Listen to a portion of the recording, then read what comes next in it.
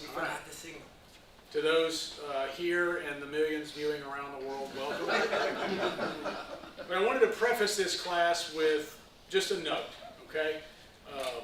Sometimes you get a good first movie, and the producers like it so much they order a sequel. And sometimes that sequel doesn't really hit the same way, right? There's maybe the same characters, and the story's old and tired. Sometimes they had to get other people because the contracts wouldn't work for the same characters, so you got some new person playing the same one. It's just not as believable.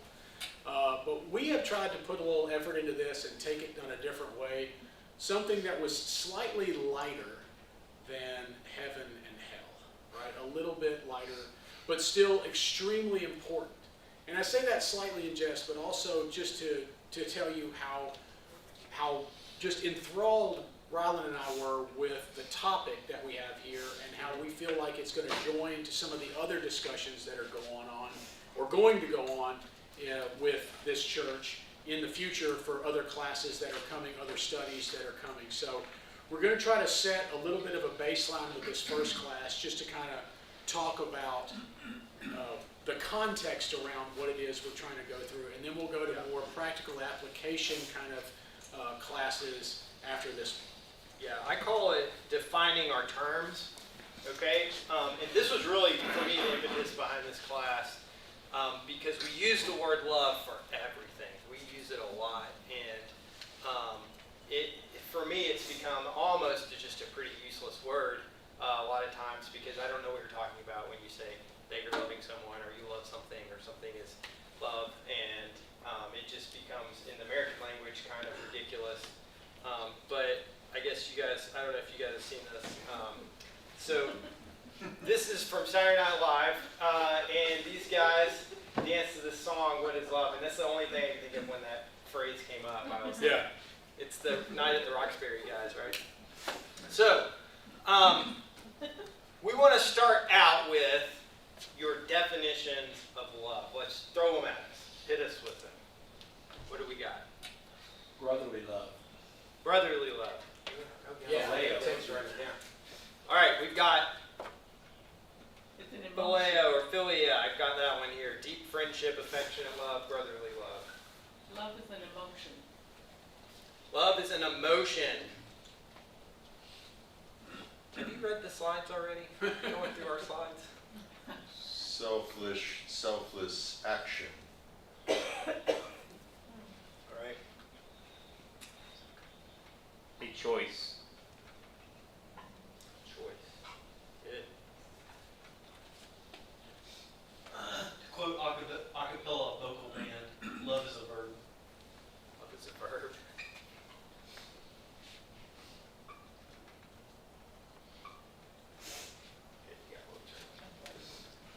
I heard a preacher recently say that love is giving someone what they need when they least deserve it at great personal cost.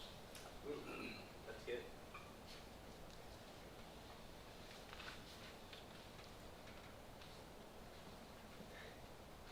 You can start eliciting others. I'm going to try to summarize that one.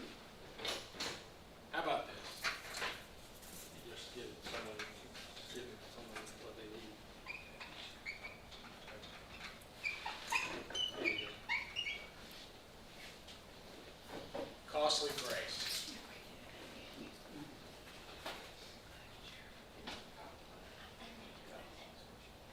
Anyone else? Any Bible verses come to mind? Love one another. Love one another. Yep, that's a command. God is love. God is love. 1 John 4. Is that love one another? First John's always saying love. John in general. One of the prettiest songs we sing. Mm-hmm. What else?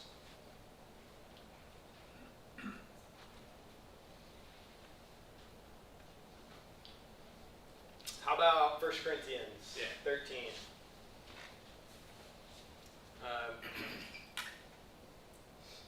What do we got from 1 Corinthians 13?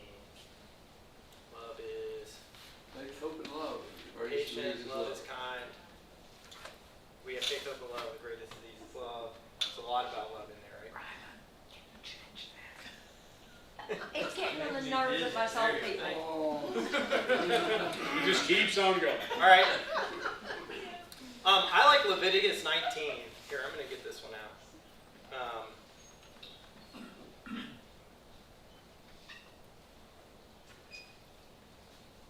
I should have had this ready already. Leviticus 19, 9 through 18. When you reap the harvest of your land, you shall not reap to the very edges of your field or gather the gleanings of your harvest. You shall not strip your vineyard bare or gather the fallen grapes of your vineyard. You shall leave them for the poor and the alien. I am the Lord your God. You shall not steal. You shall not deal falsely. You shall not lie to one another. You shall not swear falsely by my name, profaning the name of your God. I am the Lord. You shall not defraud your neighbor. You shall not steal. You shall not keep for yourself the wages of a laborer until morning. You shall not revile the deaf or put a stumbling block before the blind. You shall fear your God. I am the Lord. You shall not render an unjust judgment. You shall not be partial to the poor or defer to the great. With justice you shall judge your neighbor. You shall not go around as a slanderer among your people. You shall not stand idly by when the blood of your neighbor is at stake. I am the Lord. You shall not hate in your heart any one of your kin. You shall reprove your neighbor, or you will incur guilt yourself. You shall not take vengeance or bear a grudge against any of your people, but you shall love your neighbor as yourself. I am the Lord. So that's the second greatest command. That's what Jesus says when asked, what are the two greatest? And it comes, he just says you shall love your neighbor as yourself, but it sums up all of those things before it, right? Of the things that you shouldn't do. You shouldn't steal. You shouldn't slander. You shouldn't, you should have justice. You shouldn't be preferential to the rich. Yes, Mark. Ron, I think it's important to point out one word that's used repeatedly in there, and that's shall, as opposed to may. Yeah. May being permissive, shall being a command. Yeah, these were all You will. commands from the Old Testament. Yeah, yeah, definitely. Josh Okay. would probably appreciate that from a legal Yeah, perspective. it takes a little bit of the guesswork out, doesn't it? It's not situational, it becomes constant and consistent in terms of when it's required. I did see, and I don't want to take you off of where you're No, going go here, for it. but I did see recently something about just how the commandments are structured. Right? And the first 4 commandments are God to man, and then the 5th kind of stands on its own, and then 6 through 10 are us to each other. And I know I thought of that because I noticed a lot of what was here in Leviticus was dealing with your fellow man. But always and repeatedly in those, it was subjugated with what? Or subject to what? I am the Lord your God. Right? So I don't know what the Hebrew is there. I don't know exactly how that comes out in the Hebrew translation, or whether there is an emphasis on that repetition that provides a meaning that isn't necessarily there for us. But the reminder being that you do this because of this, right? I am commanding you to be this way because you are my people. I am calling you to be my people, and therefore this is how you act. And, I tie that in my mind, the sometimes circuitous way that I think, I tie that back into not taking the Lord's name in vain. We take the Lord's name by calling ourselves his people. And therefore, because we call ourselves these people, we accept the commandments, the obligations that come along with it. And those activities, which I think somebody can remember who said it is a verb. Remember who you were quoting there, Colin? Acapella. Yeah. I think. Oh. Acapella. But, we take those commandments to do those things because we claim God to be our God. He claims us, and we accept that claim, and therefore we accept what is required of us as a result. That's great. In Greek, it had quite a few different words for love and how to love. And we do too in English, honestly. We've got a lot of words. We've got words like love and like and adore. And You got me. I thought you were going to there's do a list. more. There's more than Yeah. that. But the thing is, they're all equally nondescript as what they actually mean, right? In Greek, of these.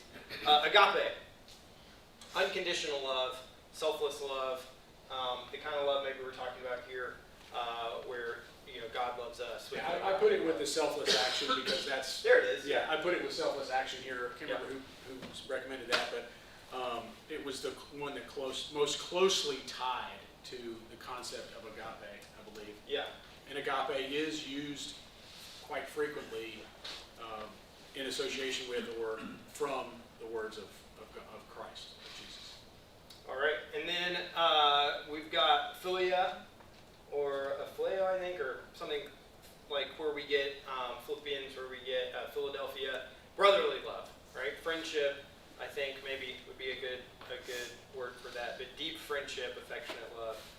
We've got eros, which is the kind of passionate, sexual kind of love.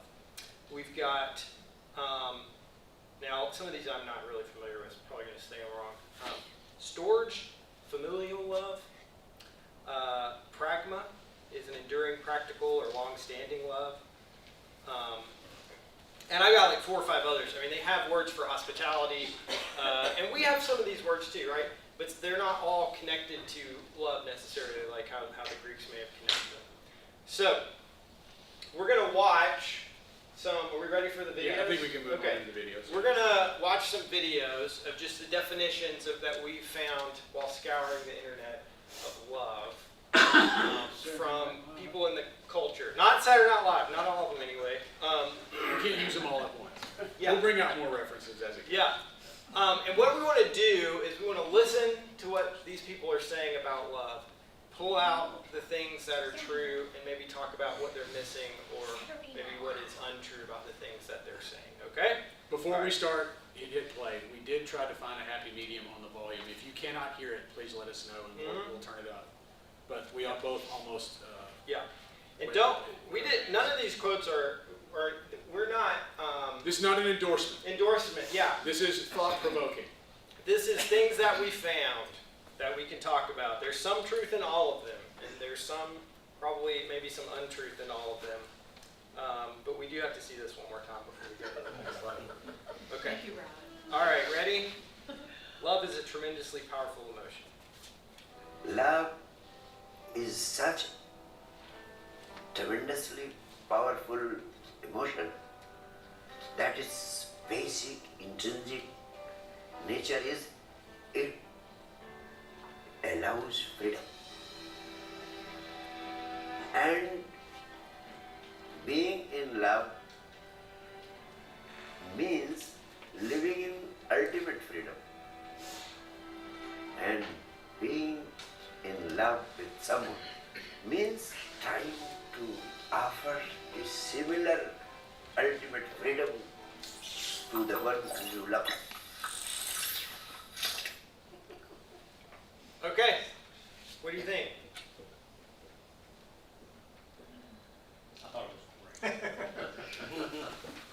great. You gonna follow him on YouTube now? You looking him up on your phone? All right, what truth was there in that? Love allows, the freedom would be not having to exercise control.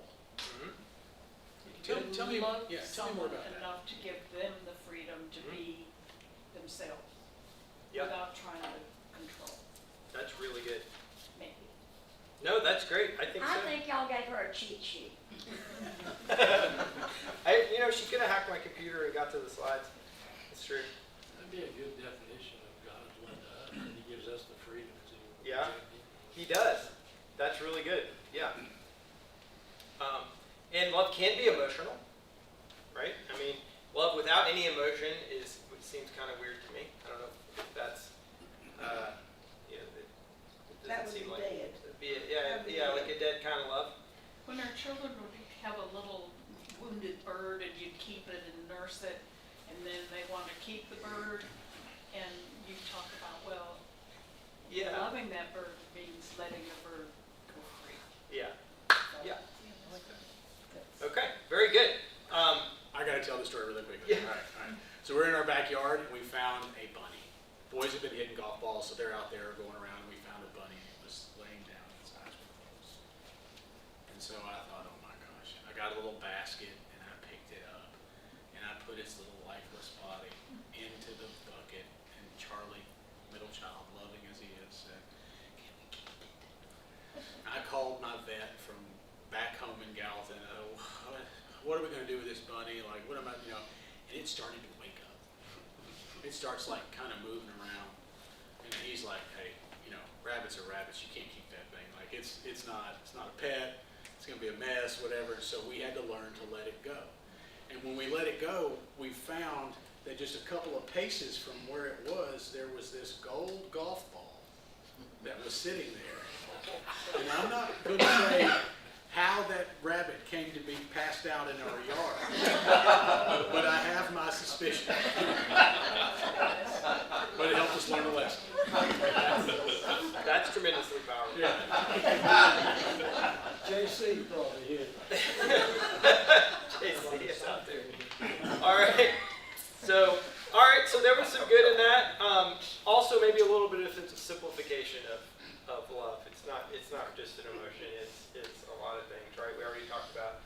It's a verb. Before we go into the next video, I do want to keep that in our minds as we go through how he couched the description of, quote, being in love and calling it the most tremendous emotion. All right? And I think there's some agreement that we have with a few of those things. Yeah, and that's a really good point. There's a difference between, at least in our culture, of just love and being in love. There's different connotations there. Okay, so we'll recognize that. Yeah, I mean, I do want to highlight one of the loves that we were talking about here is the eros, the passionate love, and all of us that are married, we know those feelings that we've had for our spouse that, you know, we're part of how we became married, right? I mean, that's how some of the stuff happens, right? And so we can all empathize and understand the thought about being in love. And I find it difficult to discount that feeling as not truly being, you know, some form of love, because I think it's real. So, yeah. I was just thinking, some people being in love, when you say in love, at least at the very beginning, sometimes you do foolish things. Sometimes you don't think clearly because of those feelings you have for other people, especially people that maybe aren't in Christ. You do a lot of stupid things sometimes. I would think people that, you know, so when you're thinking about love and sometimes you can make some really poor choices. Mm-hmm. So. Mm-hmm. Very good point. Okay, so the first one, love is a tremendously powerful emotion. Next. Love is not. Love is not an emotion. When someone says to me, I fell in love, that's purely emotional. That kind of love can switch to hate very quickly. You cannot hate someone you truly love. You only hate people that you fall in love with. Big difference between loving and falling in love. You learn to love someone. But people sometimes, when they say, I fell in love, that's an emotion. But real love is a decision. Okay. So now we see why this gets so confusing. I was trying to say something. I was just thinking, and before we switch, just like the aspect of, you know, falling in love, or be like the infatuation, and that's truly could be self-serving, has nothing to do with selfless love, which I think is the point of what this guy's getting at, is it's a decision, a commitment, regardless of personal gain, to love through action and through, you know, commitment basically, which has nothing to do with feelings. So now I don't feel, that spark has died, you know. I don't think we're in love anymore, I think is his point, which can happen with infatuation. Yeah, 100%. Yes, very good. Thank you. Anybody else? Oh, come on. This is supposed to be a discussion. There are no wrong answers. Love is not an emotion.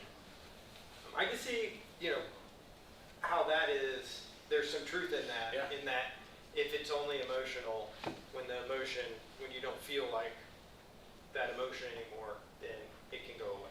Right? But does it get to the point, does that concept get to the point of what we were talking about earlier with the dead love, right? Mm-hmm. Is there Yeah. an emotional component to love? I think that's why there's so many divorces. People think, oh, I don't love you anymore, let's get a divorce, I'm gonna move on to the next one. I think love can be an emotion, but there's also a decision component to it, right? Tell me more about that. Well, I'm told on a maybe regular basis by someone that might be in this room that they are choosing to love me. I've never heard that, so tell me, what's that like?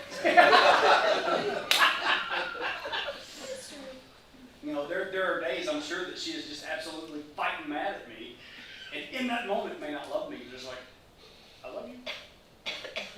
I'm choosing to love you. Yeah. And I think maybe, to your point, Melissa, some of the divorces that happen, and I'm in no way going to comment on divorce as a right or wrong or anything of that nature, but some of the divorces that happen might come out of the total flip side of the infatuation emotion, right? And they are potentially two sides of the same coin. Now, I know myself, I am prone to big emotions. So if I feel really strongly one way and I act on that, I could just as easily feel really strongly the other way and act on that, both of which could cause me those bad, outcomes that you were talking about earlier. So I think it's a great point to talk about the consequences of following simply through an emotion as opposed to having it more deeply grounded. Okay. Let's keep going.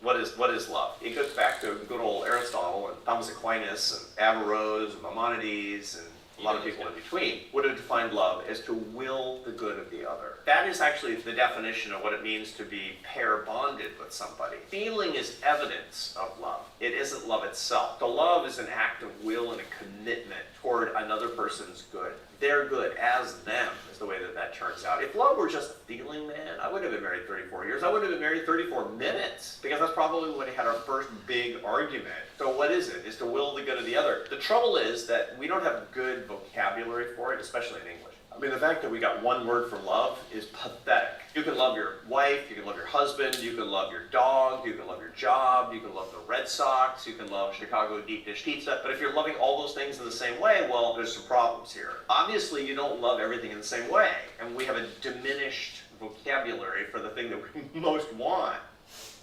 All right.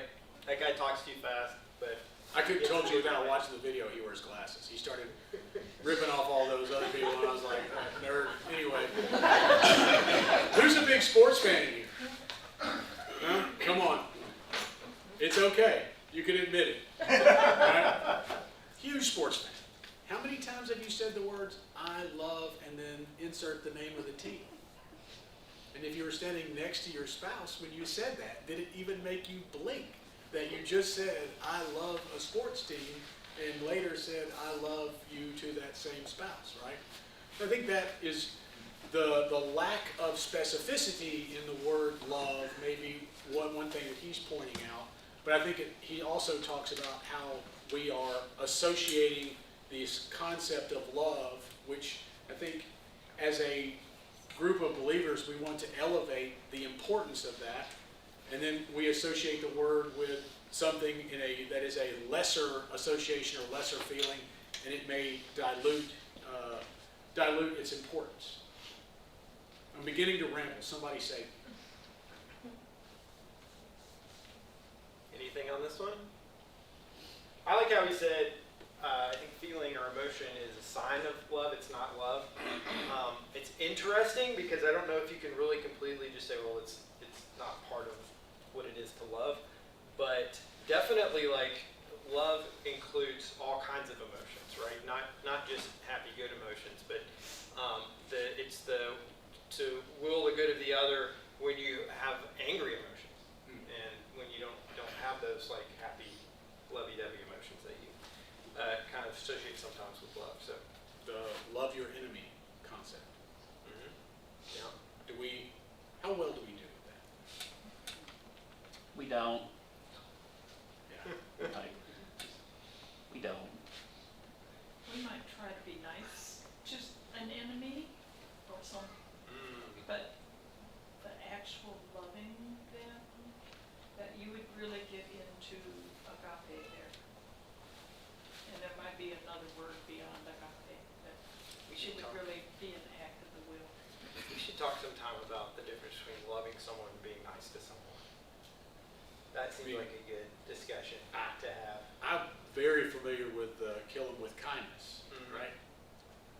You're outwardly being kind, but the purpose behind it is not necessarily to create a strong bond from you to that person. It's more to just make sure that they know that you're better than them. An example of that just came to mind, the 4 college students that were killed and the one family that were murdered. And the mother of one of those college students was able to forgive. And she made that statement in court at the trial or whatever. And to me, that she could forgive him, she could pray for him. To me, that's loving your enemy. But you're killing them with kindness. You could argue that kindness at any level is a form of love, given that love has a plethora of definitions, right? I love the Red Sox. Yeah. I love sunny days. I love my wife. Yeah, I'm not very good with quotes or citations on Bible, but the concept of what goes into the mouth does not defile, but what comes out and what's in the heart, that concept to me is all around the kill 'em with kindness. And I know what you're saying, right? Because being kind in a circumstance like that is in and of itself an act, right? It is a verb of trying to overcome what you feel. The way I said it was, I'm being kind for the purpose of putting myself above, not for the purpose of overcoming my barrier and creating a relationship. But I think there is truth in what you're saying. If you can be kind just as a first step, maybe, in those situations, that's better than, trying to hit them with your car. Jesus also says that to do good to your enemies is to heap burning coals on their head, right? So that's, to me, killing them with kindness. That's that concept, right? So Yeah. I do want to go one little detour on this and go back to, was it 2 weeks ago? Jack said so many golf tournaments. I can't remember if I was here last week or the week before. But we were talking about the woman,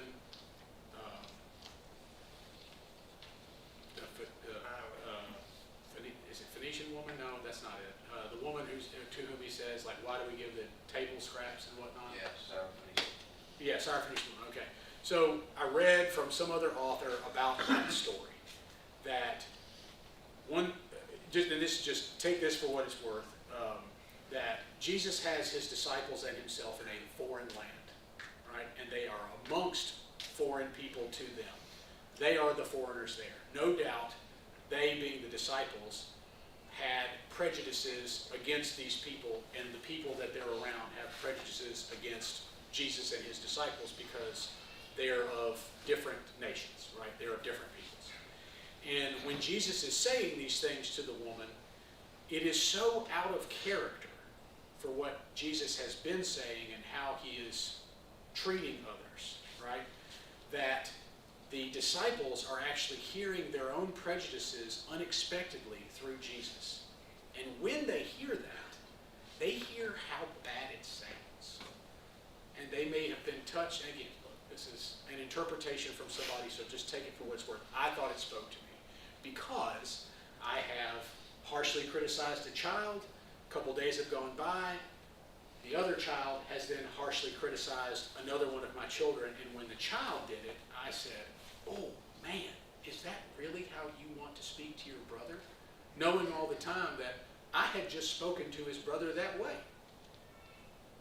So when Jesus says this, he says what the disciples have thought and feel likely expressed, and they go, wow. And then he comes around and says, to the woman that, her faith and accepts her, it is a way to illuminate what we are feeling inside. So to that point, right, when we have these movements that, prior to my lifetime, some of you have lived in the time of Martin Luther King, and then there was before him Gandhi in India, that were about protesting and doing so without violence, right, nonviolent protesting, that the oppression that was visited upon them actually softened the oppressors through them seeing themselves act in that way, or others who were not necessarily directly participating, seeing that action and saying, I don't know if I really believe the way that I've been talking because of how I see it. And so in that way, I think that concept rings true, that what we just quoted. I'm not sure how close that is to love, but here we are. I'm trying to think of a biblical example that illustrated what I think of the agape selfless action is. And it gets away from most of the things we've been talking about. And what popped into my mind was Jonah. And I think Jonah demonstrated agape love. He didn't want to go to Nineveh. He did not care about those people. He hated those people. He did not want to go, but yet he obeyed God. He did what God called him to do, even though he didn't want to. And he tried to get away from it for a long time, but he did it. And he may have actually been motivated because he didn't want to get thrown back in another fish.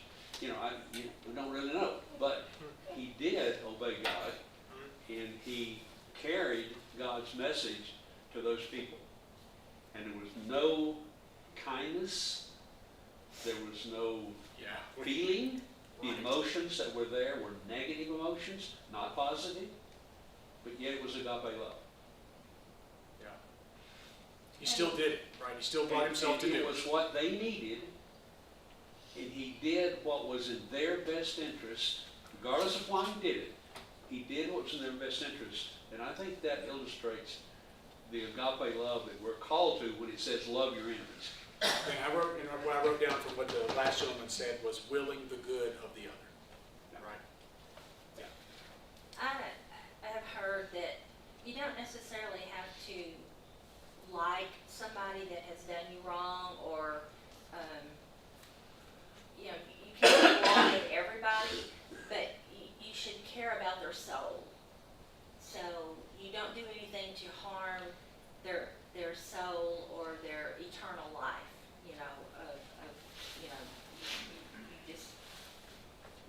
You don't do anything, that's going to hurt them eternally. So you should care about their soul and that kind of thing. You don't necessarily have to like them or become their friend or anything, but just care about them eternally. Yeah, and one of the questions that we are going to try to answer, we're going to at least respond to in this class, is how do we do that? Because everyone has a different idea. Yeah, I wanted to share another example along with Dave's. If I think about agape love, in terms of unmerited grace poured out on someone that's undeserving, okay? I go back to Luke's account of the crucifixion in chapter 23, when Jesus said, Father, forgive them, for they know not what they do. That clearly is unmerited grace. And that clearly was on those undeserving of getting that grace. For me, that's a real pointed example of what agape love really looks like. That I have to try to model after that. And I have to think about, what did the apostles think when accomplish thing when they heard him speaking that, you know, from the cross. That's a powerful example. Just earlier in the scene, the disciples had raised swords to defend, right? And he says, put those down. Yep. You know? Okay. we got- I'm reminded of a book in the Old Testament, I think it's Hosea. He fell in love with a prostitute, and he loved her dearly. And so that's kind of along the lines of what we're discussing.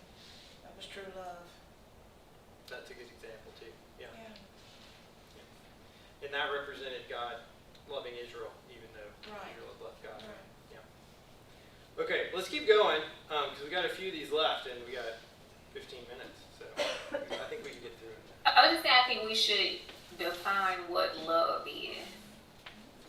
I would define love as an action word of doing. You know, when I think of how God loved me, He sacrificed His whole life. He gave His only Son. He gave His best, His first, His only, His last, so that I could be saved. And so, what I define as love from someone else is seeing that person sacrifice their time, things that they really enjoy, delight in, to somehow fit me into the equation. Okay? Sacrifice for others? Yeah.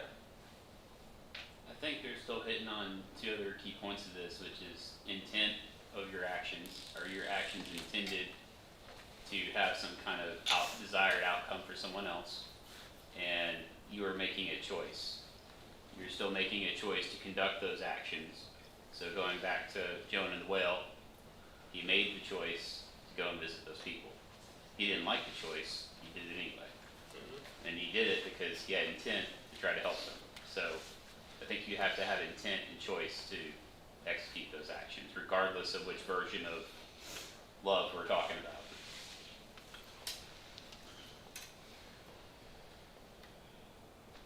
I don't want to get into back and forth on this, but I would say that with the Jonah story, whether there was an intent to help or an intent to obey God to give the message, the choice was still that he followed it, right? There was still intent Right. either way. The intent was to follow. Yeah. The intent was to follow. I would say the intent was to follow at long The last. intent after was trying to do Jonah everything is else. loving God, not Right. those people, Right. right? Yes. So it's still And intent. obeying God. Yeah. The one thing that I caught from that is, I think one of the ladies said it's an action word of doing. Anybody a Clint Black fan? Right? Remember the song, "It's Love is Something That We Do"? Boy, I heard that for the first time in a long time, about a month ago, and it just, It's not just him, it's his wife with Lisa. so powerful. So powerful. I wish I wrote that song. It's really good. But just all the different things in a marriage, it's not just something that we fall into, right? It's something that we do. And it just rings so true, I think, the longer that you're in that kind of committed relationship. All right. People say that people in love are actually like people on drugs. It's the same dopamine reaction, and so you're not really thinking straight. So that might feel like infatuation, that feels really good, and yes, that's a component of feeling really connected and feeling love, but love in the day-to-day is a verb. How can I be loving to another person? How is someone being loving as a verb to me? And so I remember this struck me so much when I had a couple, and the woman in the couple said to her husband, "You know what 3 words I really want to hear?" And he immediately said, "I love you. You want to hear I love you more?" And she said, "No, I know you love me. I want to hear I understand you." And that to her was love, right? I know that you say you love me. I want you to show me you love me because I want to feel understood by you, and I want to understand you. Is that an eye roll, Josh? No, it's just tough. It's really tough. It calls to the next level. It's Is not that the hardest one? It's so tough. I Right. had enough trouble understanding me. What does understanding require, though? I got my thoughts. I want to hear from y'all. I would say first, relationship. Okay, what do y'all think?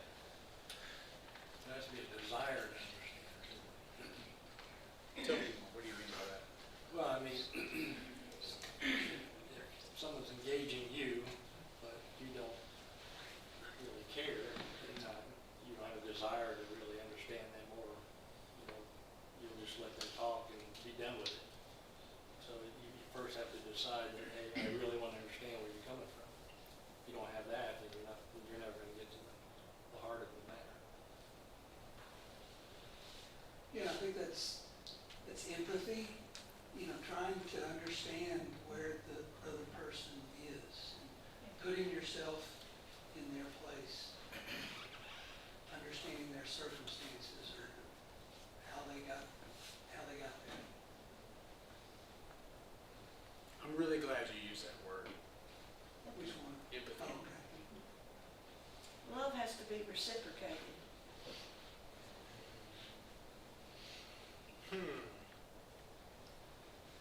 Tell me more about that. It's hard to give love if you don't get it back. Who here, by a show of brave hands, was the first to say, I love you? You know I was, so I'll go ahead and, yeah. Yeah? It's hard to hear thank you, right?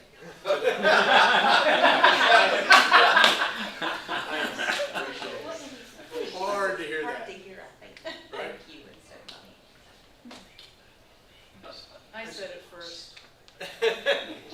Let it be known. Yeah. All right. What did Ray say back? He A paused student thoughtfully once and then asked their said, I teacher, love you too. what is the Stop difference? this.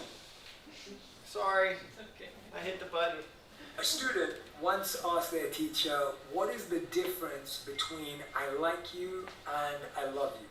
And the teacher replied, when you like a flower, you simply pluck it. But when you love a flower, you water it every day. In your relationships, are you that person who just wants to pluck, enjoy, and experience pleasure? Or are you that person who wants to nurture, practice every single day in order to experience joy for the rest of your life?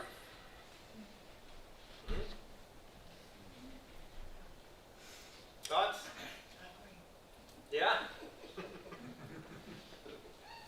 I was just thinking that his explanation of the difference, the love one, it implies a commitment, is how I relate to that. The quick thing, fleeting deal versus a commitment to participate in the big picture. Yeah, it takes time and effort and more than just quick relationships, right? The word nurture. Thoughts? Anything else? Got a couple more here.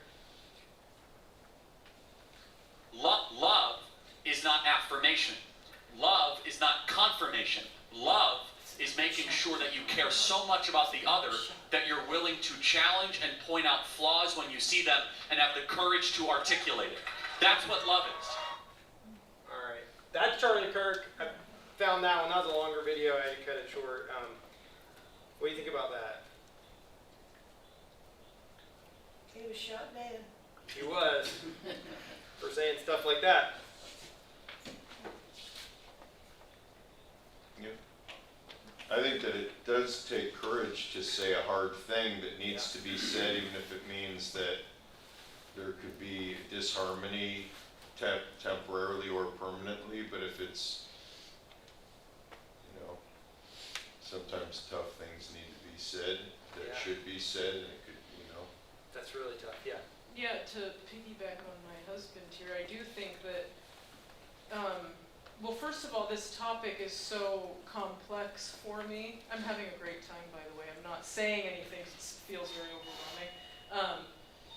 But to what Gray was saying, I think before I used to feel that it wasn't okay to speak in truth to someone because you wouldn't want to hurt feelings or shut them down, yada yada, but I do think the real act of love is speaking in truth and being kind of unattached to the outcome, essentially, where it's no longer about, like, am I willing to tell him something about himself if he becomes angry with me, or if he shuts me out temporarily, and if I'm not, it's like, well, why is that? Like, why do I need that hook?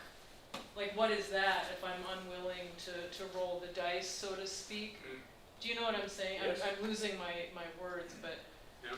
like, is it the overwhelm and the complexity, I think, of just love, whether any style, is, it's like how much of it is self and how much of it really is sacrifice, commitment, and fullness in that in the long term, because it's so much easier in the short term to just assert my needs and my wants and call that love, when it's really just me trying to fill in the endless gaps that I have through him, through my kids, through people here. You know what I'm saying? Yes. So I'm just thinking about all of that, and it's so overwhelming and it's so complex. And the flip side too of, I'll wrap it up after this, but like all of the warm fuzzies of love and the infatuation and the kindness and the respect. Also, I've looked at people I love with hatred, with jealousy, with envy. I've felt shamed by people I love, like how close and close together the flip side of those feelings are. For me, like it's all of it. It's like all that stuff that's on the board and none of that stuff all at the same time. And so I'm just feeling really moved by the topic, so thank you. Yeah, I think this is a dangerous one, because if you say love is truth, then you could say, wow, I'm going to really love this person and just tell them everything I hate about them. And you could take it too far, right? I mean, that happens. That happens, Jerry. Yeah, Craig was a good teacher of preachers. He would always say the point is not to get it said, it's to get it heard. And then that might be a way to, is that you've got to have the empathy part that Robert talked about. There's got to be where the intent. Why am I saying this hard truth? And this is also the foundation of how you go back to the conversation we had a few videos ago. How do you love your enemy? Loving your enemy is not being kind to them all the time. Loving your enemy doesn't mean you let them walk all over you and say mean things and you let it go. Loving your enemy or loving someone who is evil means you care about them enough that you want them to do better. You want them to understand what they're doing. It goes back to understanding. Yeah. So it means you don't just ignore them and walk away. You have to be willing to have a conversation with them in such a way that you're not going to immediately turn them off. How do you help them see what they need to see to understand where they are? You can have somebody who has wrapped themselves in an environment with other people who think what is going on is okay, even though it's harmful to others, harmful to themselves, harmful to everybody around, just evil, and they don't see it. You have to find a way that you can be heard. You have to find a way that you can communicate with them to where they see that, and you love them enough that you want them to have a good outcome, because a good outcome means they change. They see what's going on. And that's hard, and that takes effort, and that takes being willing to get screamed at a few times and still not walking away and giving up. Loving that person enough that you want them to live better. That is a good place to stop, I think, because that leads into our final point that we wanted to make tonight. And I guess this class can be 2 classes because there's some stuff left. Gonna have to be 1.5 at least. Yeah, 1.5. So Can I just say one thing to Bob about that point? I think everything you said is on point. In order to translate some of those times into being heard, it takes the discernment. And I think one of the points that's made was discussed recently about the 2 diametrically opposed verses about entertaining or a fool, right? Talking with a fool, or the exact verbiage of it is lost, right? But you don't answer a fool unless, you know, according to his folly, right? But then always answer a fool according to his folly. So there's times when answering a fool, right, just drags you straight down into that abyss that they're laying in. And there's other times where it's appropriate, and it's upon us to continue to study and, you know, bring ourselves to a place that we can discern when those times are appropriate. And what I wanted to say about that is that the point of this class, the reason we want to do this class, is to learn how how to do that. And I think the answer is going to be that everything Jesus did was in love, right? I think that's one of the things we do grounds. Everything Jesus did is in love. And it's hard to know in those situations what you should do.